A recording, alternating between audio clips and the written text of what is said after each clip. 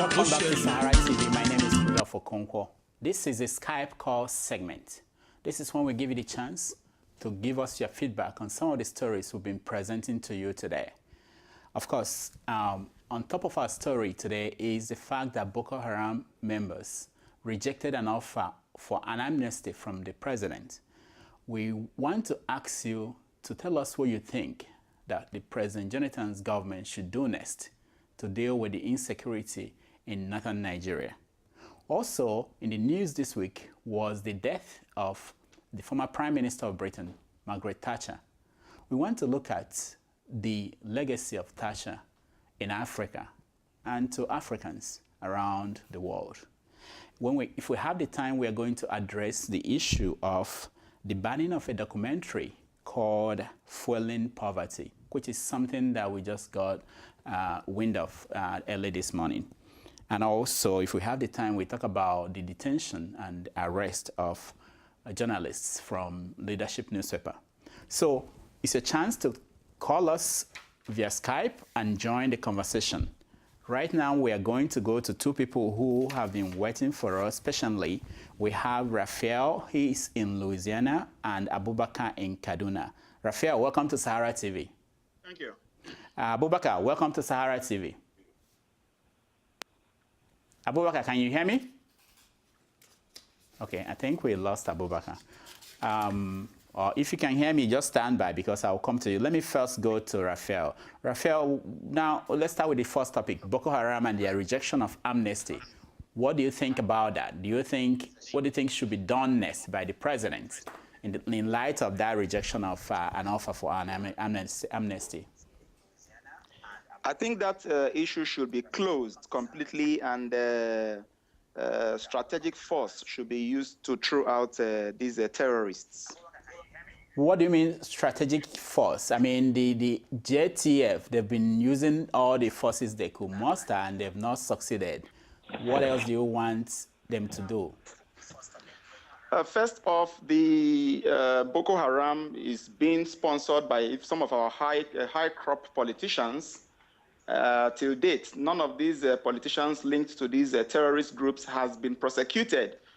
So I think in the first place, the government has not been 100% sincere towards the eradication of these terrorist groups because of the acts. Some of the politicians are highly placed in government, and they don't want to step on those toes. Okay, hold on there, Raphael. I'll come back to you, but I want to ask all our callers. I know a lot of people have joined us. Please turn down the volume of your computer so that we don't get interference to our discussion. Abubakar, can you hear me? Come back to you, but I want to ask Abubakar in Kaduna, can you hear me? Are you still with us? No? Yeah, all right. All right. I think we lost Abubakar. Let me. Can you hear me? Sorry? I want to ask Abubakar? No? Are you still with us? All right. No? Somebody called Ifanye. Are you there? Let me. All right. Okay. I'm having difficulties knowing the names of the people I'm looking at. I can see your pictures, but I don't see your names from where I am. All right. If you're there, introduce yourself. Go ahead. Anybody? Hello, my name is Lawal. Speak louder. Let me hear you. Lawal? Yes, hello, my name is Lawal. Okay, my name is, hello. Let's hear Lawal. Lawal, where are you? I'm in the UK. I'm in London. Okay, UK. All right. So what is your opinion on the topic we're discussing now? I think it's kind of confusing because we don't really know who the Boko Haram are. We don't know. It's like the government is dealing with the good. So they really have to find out who is the real Boko Haram, because anybody can come out to say he or she is Boko Haram. They need to really trash this issue out and get the real Boko Haram. I just hope Jonathan is up to the task, because anybody can really say, oh, I'm Boko Haram, I'm Boko Haram. They really need to get the real Boko Haram, because we don't know the faction that is accepting the amnesty and the faction that is saying they are not. So well, Lawal, what we know now is that they don't even care about the amnesty. So what do you think the government should do? That's our question. Well, I think they should try and tidy up the security first. They should try and prevent. Prevention is the best medicine. They should try and prevent them, they can launch a full-scale attack on the Boko Haram members. But I think it's the duty of the government to protect its members, citizens. So I think the government should work very hard to protect everybody. Over here, we're hearing news of Boko Haram. Even I'm studying here, one of my lecturers was saying, I'm traveling to Africa, but I'm not going to Nigeria. I heard they are kidnapping. I heard there's Boko Haram, People are talking about it. Citizens are advised not to travel there. So I think the best thing the government can do is to secure its citizens. I think we have the resources to do that. All right. Let's go to the guy on red shirt. I don't see your name here. Tell me your name and what you want to say about the topic. Okay, my name is Philip Okonkwo. Philip?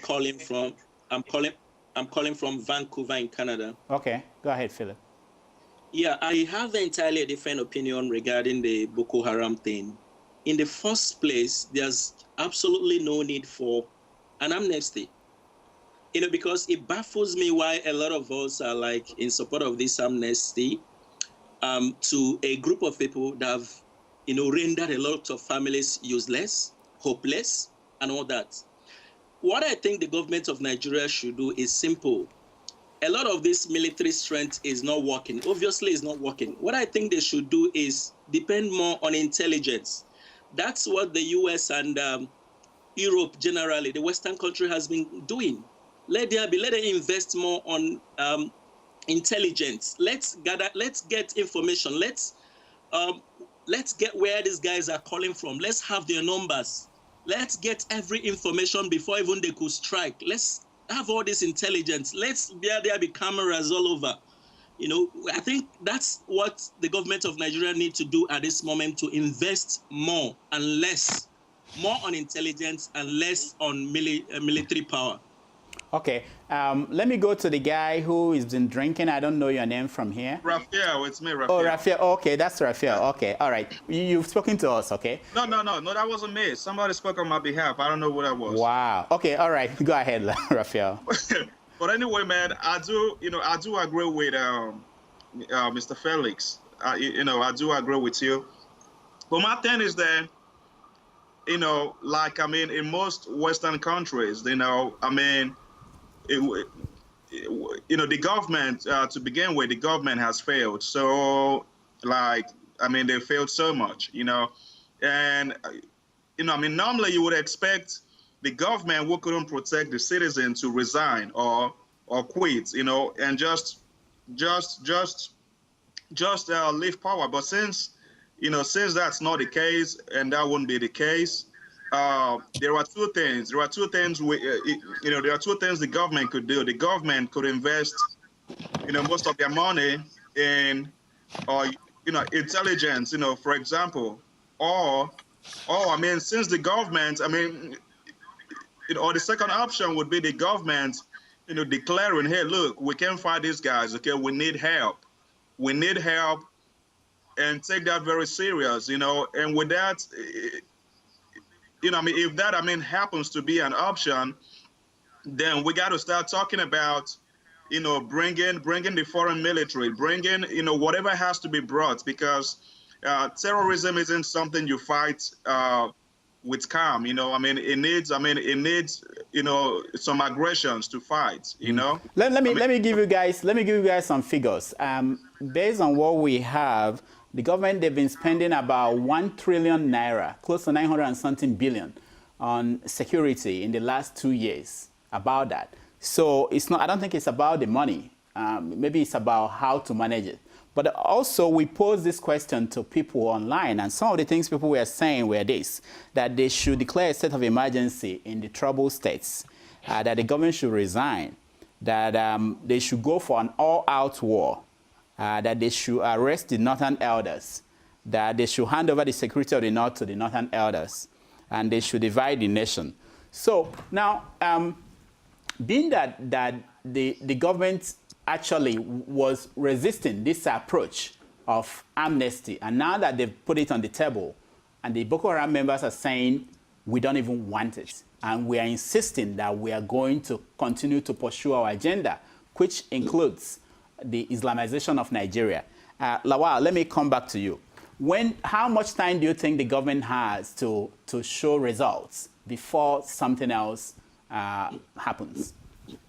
I think like 6 months. I think they should do something in 6 months. As I was saying on the issue of Boko Haram, I think this can be classified as homegrown terrorists, because if a faction of Boko Haram accept the amnesty or accept their money, and any young guy puts up a bomb and go and blow up somewhere, it's still part of the act. So when you're dealing with homegrown terrorists, as in, I don't know, it's really very complex.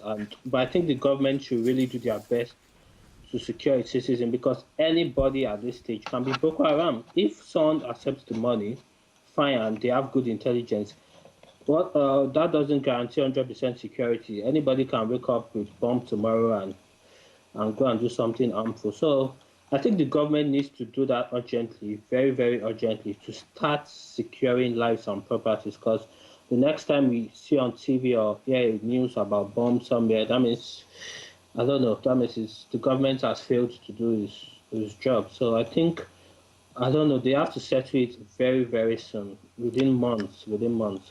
All right. Felix, what do you think? And what do you think might happen if this continues for the next 6 months? Yeah, in my opinion, I think what will happen is that a lot of people obviously will be killed. A lot of Nigerians are going to die if we wait for like 6 months. This actually requires an urgent action. The government should take action as soon as possible. But my problem with the government of Jonathan is that one of the areas he's actually lacking behind is in the issue of confronting the whole thing. He should be bold. He's not a bold president.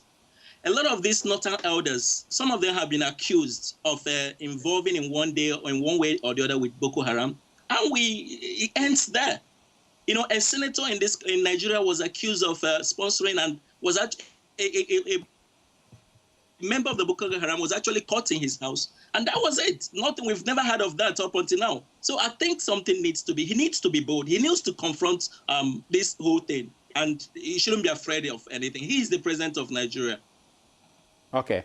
Raphael, so what is your take? What do you think will happen if that president or the government of Nigeria are not able to control these insurgents by Boko Haram in the next 6 months? Yeah, Nigeria will continue to see. I mean, we will witness a lot of lost life, of course, business, you know, and Nigeria will continue to decline in the midst of, you know, the way foreigners see the countries now. You know, I mean, it's, you know, the president has failed us. You know, the president did fail us. You know, I mean, to the extent that, you know, I mean, we are surprised because everybody fought. I mean, everybody fought for this guy. You know, voted for this guy. They gave him a mandate to lead this country. But unfortunately, I mean, he's been so afraid to confront, you know, like you say, Felix, to confront, you know, some certain kind of people, which we already know, you know, which we know. The security agents, you know, I mean, most part, they do their job, you know, they do their job very well. But then the political will, we don't have the political will, you know. And then, I mean, we need, you know, foreign intervention. I mean, I promise you, by the time those guys in the northern area start seeing American drones, you know, flying everywhere, I promise you, they would be, you know, I mean, they will be forced, like, to reduce the situation of those violence. You know, they'll be forced because they know them, they know all those people, like, they know who to talk to. But, you know, by the time they start seeing all those drones, you know, flying all those places, I'm sure somebody will have to, you know, do something to calm them down. All right. You know? Before we go to our next topic, I want to get the opinion of somebody that just joined us. I think your name is Steven. Steven, can you hear me? Yeah, I can hear you. All right. So have you been following what we're discussing? Yeah. Okay. What's your opinion? What do you think? Gosh. I don't think granting Boko Haram amnesty is the main deal now, but it's so pathetic. Like when you have a government, even the head of a state that doesn't have a blueprint for the country. and it's so easy for anybody or any group to come up and bring any kind of any kind of form of, this kind of a violence into the state. I think we have people, the leadership, they need to ask, because previously this kind of a thing has not been existing before. I mean, the issue of the Boko Haram, it just come up of it recently, and they have to. It's just so bad that we have a leader that are not reasoning, they're just enlightening things. Because if they are really serious people, minded people, they should have known how to counter the issue of the Boko Haram. All right, so let's leave that topic for now and go to our next topic, which is the legacy of Margaret Thatcher, the former Prime Minister of Britain who died on Monday. Her legacy in Africa. So my question goes to Lawal. Let me go to you. You are in the UK, and we saw clips of people actually rejoicing that she died. What do you know about Thatcher? How do you feel about her death? And what do you think about the reaction of people in Brixton and other parts of United Kingdom? Okay, first of all, I want to say I don't really know too much about Margaret Thatcher. I've just been there for a while. I just came to study, so I don't really know too much of. I don't really know too much of her, to be honest. I've seen her on TV so many times. I wonder why people are celebrating her deaths. I don't really know why, because most of these people that are doing this, they are young, so they didn't really know how much. The same thing, just like, in Nigeria, when people don't really celebrate people like MK Abiola, Azikiwe, the current, because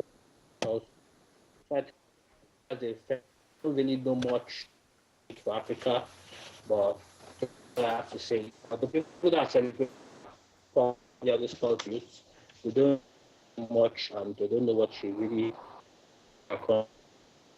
Okay, but are you aware of the plans by the government of the UK to give her a befitting funeral? I think it's next week.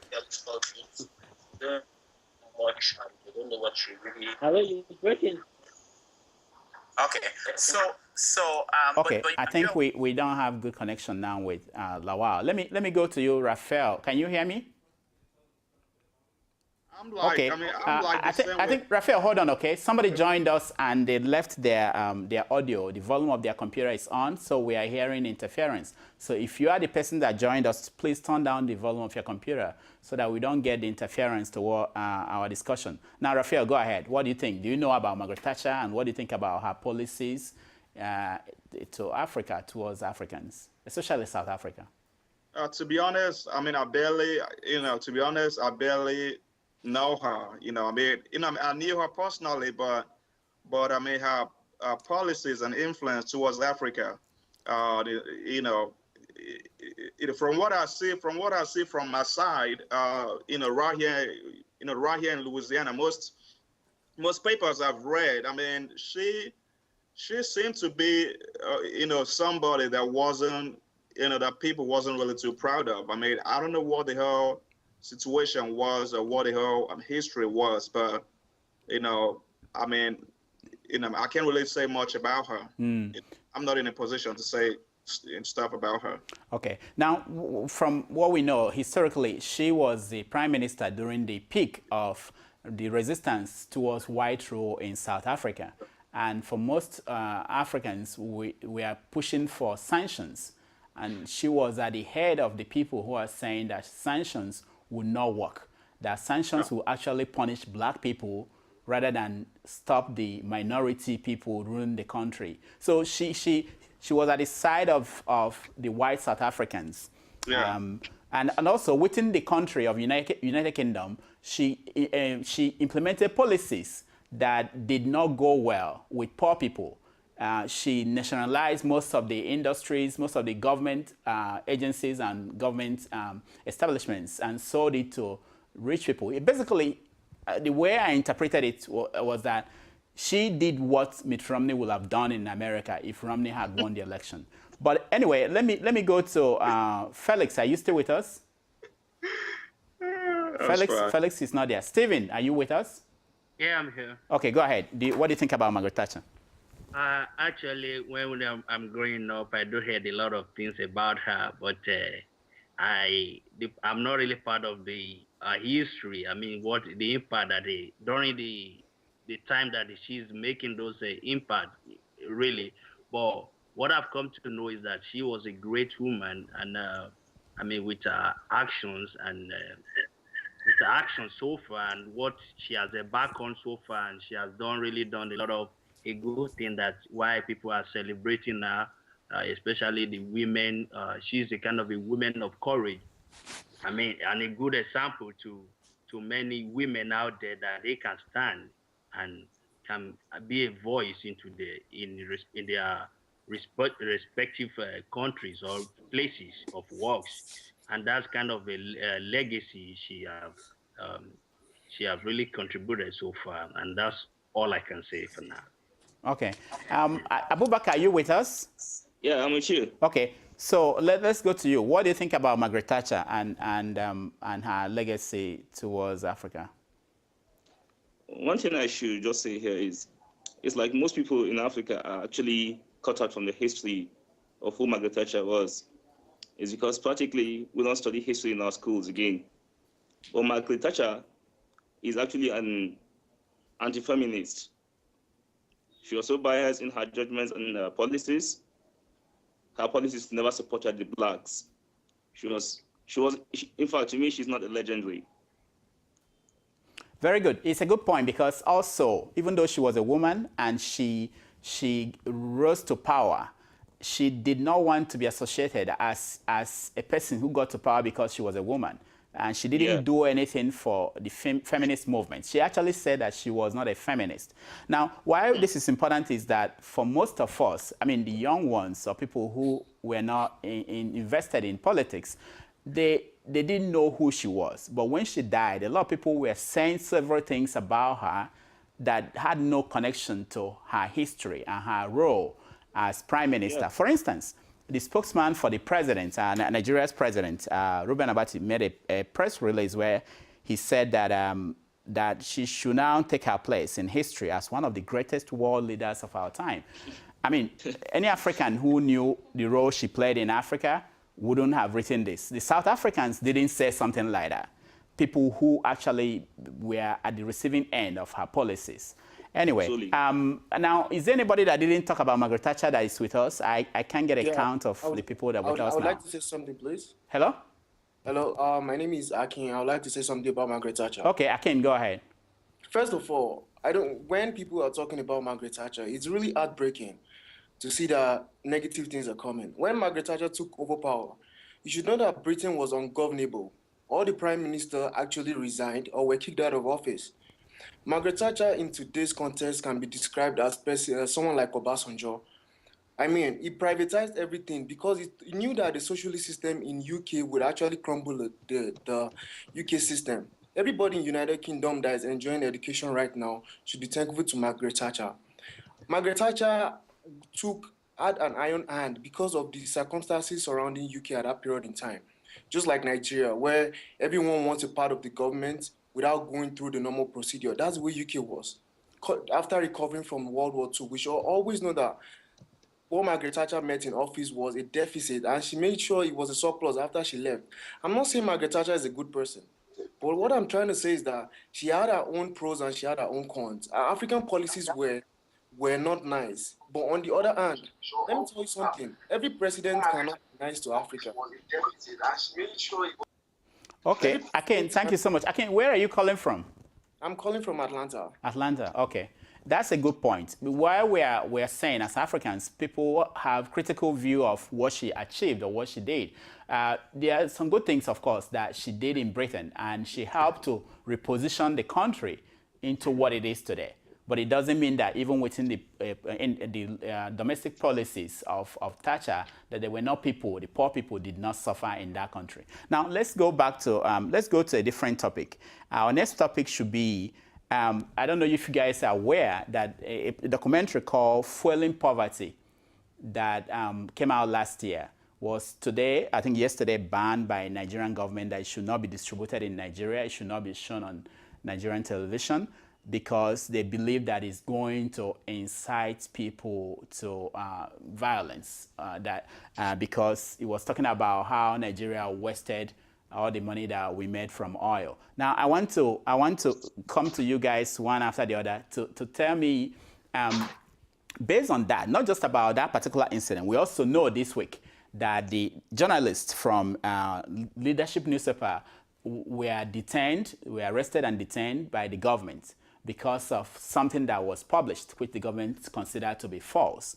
Now, there's this sense in some quarters that probably we are going towards a form of dictatorship where the government is not willing to have opposing views. So I'll start with you. Lawal, are you still with us? Yes, I'm here. Okay, Lawal. Okay, go ahead. What do you think about this? I know you may not have all the details because some of these stories were just happening today. Yeah. But what do you think about the general atmosphere of freedom of expression and freedom of the press in Nigeria? I think corruption is a big factor in Nigeria, and people get away with a lot of things compared to this place. Is in Nigeria, like people don't really know their rights. Even if you know your rights, you could still be victimized on your rights, and we are not really that exposed. A lot of things happened on the ground. I remembered seeing a video on Sahara Reporters or the incident at the MFM church and stuff like that. So I think, we are not there yet, like developed countries. Even though it's on paper, maybe they have freedom of speech, blah blah blah. I don't think we are there yet. We still have a lot to go. We still have a long way to go. So the freedom of speech, oppression, corruption, victimization still occurs in Nigeria. And yes, they try to cover it up. So I strongly believe that. Okay. Thank you so much. Raphael, are you with us? Yeah.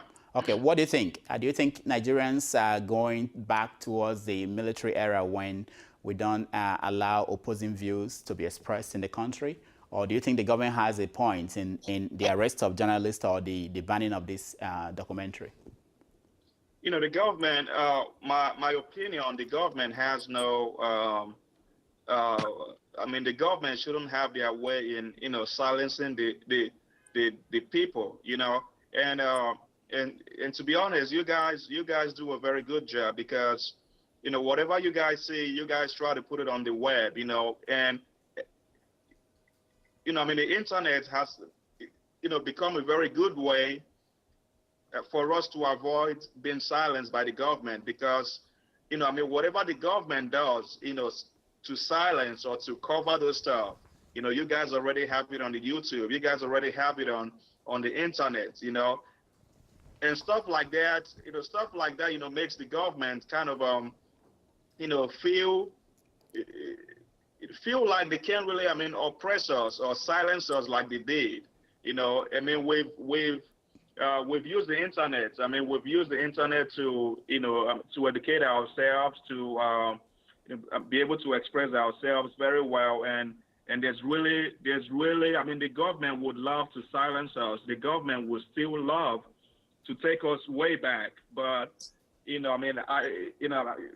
really a different world now, so, no matter how they try, I think we live in a different world now. So, all they could do is just, keep trying to silence or do all this stuff. But by the time we keep, publishing all this stuff on the web, because, they really hate the feeling that foreigners and foreign governments are looking at all this stuff, and, that kind of pressurize them to, to do the right things because they know the world is watching, All right, let me go to Abubakar. Are you there?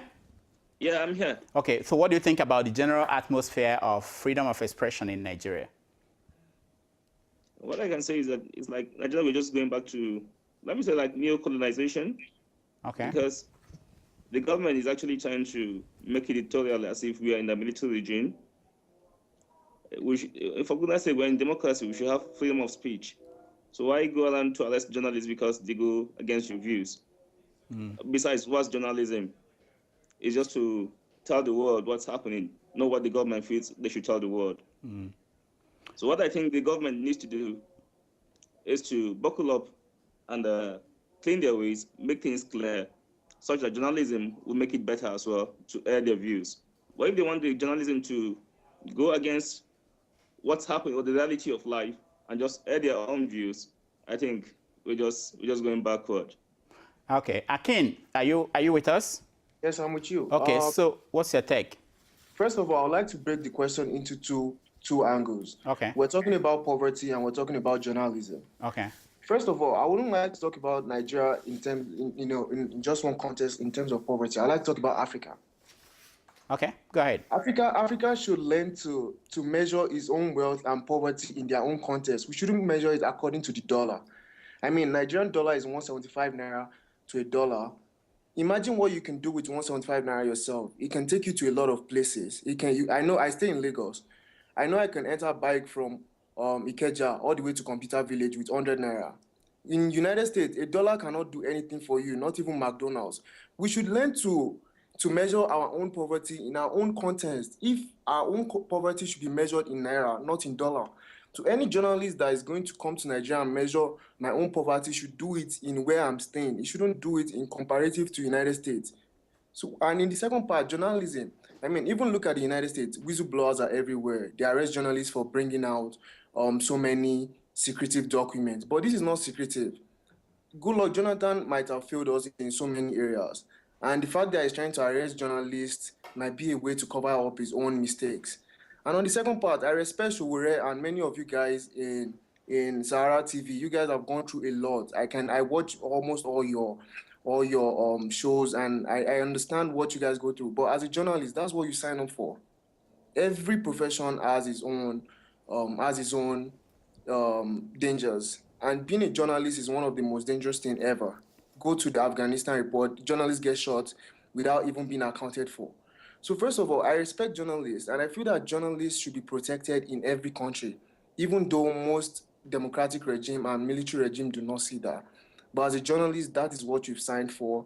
If you've been arrested, trust me, by the time you come out, you'll be celebrated because you're taking the country to a right path. Journalists determine the path of the country.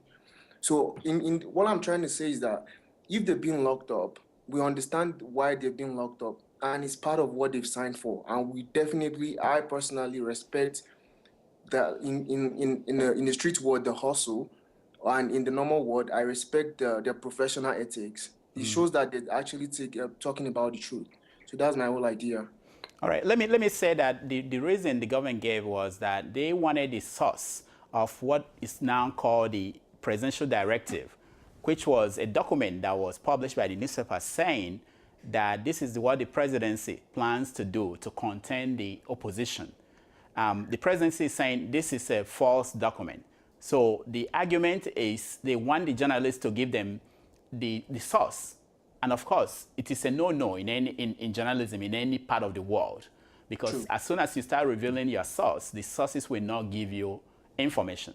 So the True. Government had the alternative of taking them to court and going to court and going through the legal process. But instead, they chose to harass them and arrest them and detain them. Anyway, we have about 5 minutes left. I'll come to each of you, and I want you to give you a chance, just 30 seconds. Tell us what you want to talk to, because people are watching, the government is watching. Have your own time to now talk to the government, talk to Nigerian people about the way forward, what you think Nigerian people should be concerned about. I will start with you, Lawal. Are you still there? Yes, I'm there. I just want the Nigerian people to expect much more from their government. I mean, the level of governance in Nigeria is really low in terms of education, infrastructure. I think we should really expect more because we have a lot of resources. Not like when the governor just does a small thing like put a bubble in a village and people are celebrating. No, I think the standard of governance in Nigeria, the bar should be lifted really high so everybody can enjoy Nigeria. That's just what I have to say. We shouldn't celebrate mediocrity. And very good. I like that, Lawal. Stephen, what do you think? What do you want Nigerian people to know? What's your opinion? Final words to them.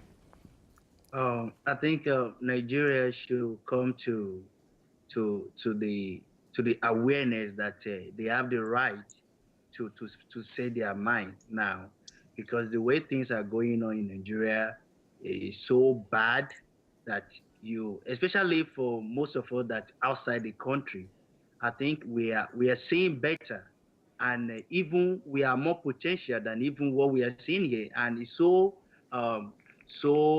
bad that we have all this potential back home and it's not being utilized, and we are still deprived from all these things. I think it's the right time for us to come out, even whether we are going to protest or whatever, in whichever way we're going to do it, because enough is enough. All right, thank you, people. Thank you, Stephen. Let me go to Abubakar. Abubakar, are you there? Yeah, I'm here. Okay, 30 seconds. Okay, what I need the government to do for the people is to cut their spendings, actually, and make life more bearable for the citizens. Because from the look of things now, many people are suffering, penury every here and there. So these people are susceptible to, they are prone to become terrorists. So if government doesn't do the rightful things to do, these people are potential terrorists. Let them try to address this issue so that we don't have to go back to yesterday's, to the days of killings and all that. All right, thank you. Akim, are you there? Yes, I am. Okay, go ahead. First of all, I would like to say that the Nigerian government should have it at the back of his mind that whatever happens to them after office is determined by what they do right now. I mean, Nigeria is in a very delicate stage right now. Everybody's angry. So the government should know that their lives, I'm not threatening anybody. I'm in the United States, I'm not threatening anybody, but their lives depend on whatever they do right now. Everybody's angry. And everybody has a potential to go to the extent that they do not know they can go. So the Nigerian government has a choice to make. Either they change the future of Nigeria, or they are worried about their own future after they leave offices. The mobile police cannot stay with you forever. They can't take you to the washroom. So their lives depend on their own actions right now. A wrong action and is better than the consequences of inaction. That was what one of the president of the United States said. So their own wrong action and the right actions depends on them. All right. Thank you so much, Raphael. Thank you so much, Akim. Raphael, you have the final say. Yeah. I mean, I was going to say the same thing. You won't be in the government forever, and the people voted for you. They gave you a full mandate to, do whatever would make them happy. And I think one very big way for Nigerians to move forward is we need a solid database. Most of the problems we have, starting from crime, and I mean, so many of them can be really, cut down if we really do have a good, database that we could, identify people, verify people, every single place they go, by bank, shops, to do your license, to buy whatever. I mean, if we have a very good database, we would be able to, we would really be heading into the, towards the right direction. No country would prosper or would be successful without being able to identify their own, their people, in terms of database wise. All right, Raphael, thank you so much. I want to thank all our Skype callers, Raphael in Louisiana, Lawal in UK, Felix who joined us from Vancouver, Stephen, I don't know where you joined us from, but thank you so much for coming, Abubakar and Akim. It's been a nice discussion and we'll continue this next week. When we come back, we are going to give you our regular shows, Keeping It Real with Adiola, Dr. Damages, and every other thing that we have for you. So stay tuned.